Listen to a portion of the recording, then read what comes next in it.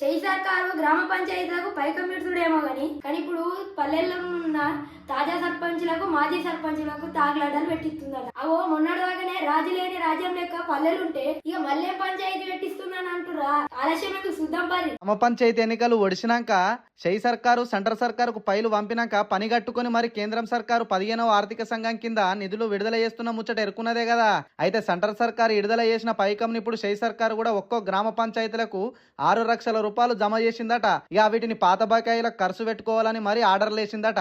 అయితే కొత్తగా ఎన్నికైన సర్పంచులు మాత్రం ఆ పైకంను తీసుకొని పల్లెలలో పచ్చగా ఎగురు పెట్టించే పనులు పెట్టుకున్నారట. మోర్లు మొత్తం సాపు చేసి స్తంభాలకు లైట్లేసి చందనైన పల్లెలను పచ్చగా ఎగురు పెట్టించేటట్టు పనులు చేస్తుర్రట. పైకం విడుదలైన ముచ్చట ఎరికైన మాజీ సర్పంచులు ఇప్పుడు పంచాయతీలో పడ్డ పైకంను మా బకాయిలకు కట్టాలని అవిటిని మా ఖాతాలకే జమ చేయాలని పోతే కొత్త సర్పంచులు ఊరికి వాడినామని చెప్పేసరికి మీరు ఎట్లా వాడతారు, మా గోసలు తెలుస్తలేదా, మా ఇంటామ నగలు పెట్టి అప్పులు తెచ్చి మరి పల్లెలకు పనులు చేసినాం, ఇప్పటి వరకు పైకం వడదలేదు, ఓ దిక్కు అన్నమో రామచంద్ర అన్నట్టు ఉన్నదని ఏడుస్తుంటే ఇప్పుడు ఎట్లా వాడుకుంటారని లొల్లి చేస్తురట.